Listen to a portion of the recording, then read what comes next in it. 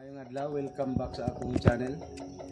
Karong adlaw maghimo na kog video bahin sa tinuod nga paghunong gyud sa sigarilyo, kung yun sa ginao paghunong.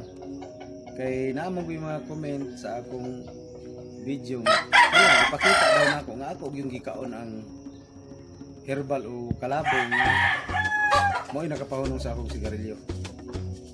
So sa mga bago pa lang dito sa akong channel, ayaw mo kalimot pag-subscribe, like, o share para updated po mo sa sunod pa natin. Okay, tara, kuha tag kalabo.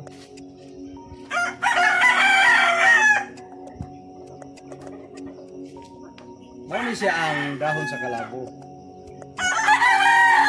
Kung dire ka dapit sa guwang-guwang na niya o matanda na dahon, hindi siya masyadong mapait. Pero pag dito banda sa may talbos, grabe ka upload.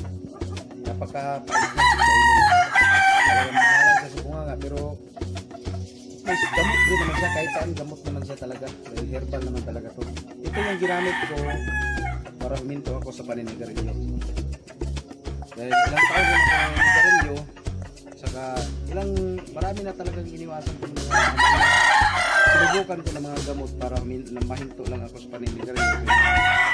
Hindi ko nakaya huminto dahil napakasakit talaga ng sigarilyo.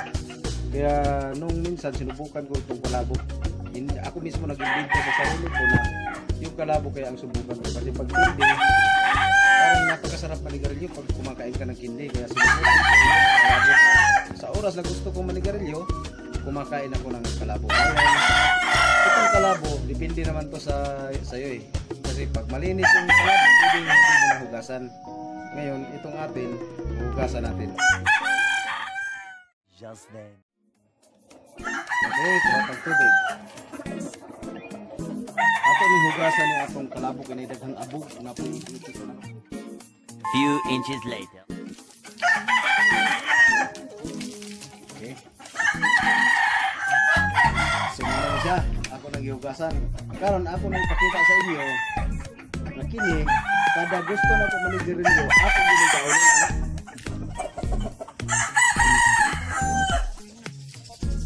Lami pud siya kaunon. Oras na gusto ko manigarilyo, kuha lang kog dahon sa kalabo. Pwede ko mo hugasan, pwede ko mo magdili. Depende sa imong tanom kung limpyo ang imong pagkatanom mo. Limpyo ba imong gikuhaan nga tanom. So tuwing gusto kong manigarilyo, masarap manigarilyo nung una, tapos gusto ko na talaga huminto, kumukuha lang ako nito. Tapos gusto ko manigarilyo, kuha ako ng isang dahon, kain. Oh, doon sa mga gusto na talaga manigarilyo, subukan nyo itong kalabo, kumuha lang kayo ng isang dahon. Pag gusto nyo na manigarilyo, kainin nyo ganyan, no? Diba? Halos makubos ko na yun. Ito, ubusin ko talaga ito lang. Oh. Gamot pa siya sa katawan ko dahil herbal niya, mapapahinto ko pa yung sarili ko sa paninigarilyo. Diba? Ayan.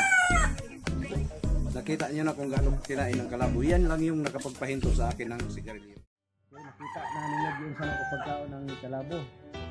So muna siya diya nga ang bisyo good, wak man na siya ihatag sa atong lawas na maayo. Unang-una, gasto. Dako kay kagasto ng sigarilyo. Nya madaot pag yun imong lawas. So puro problema ang ihatag ana ang bisyo sa atong lawas. So kaya kung para sa akin lang, habang maaga pa, dapat hintuan talaga yung pansigarilyo dahil walang maidudulot na maganda yan sa ating katawan. Kaya kung sa sinabi ko, subukan nyo lang yung pinakita ko sa inyo. Kainin nyo lang yung kalabo.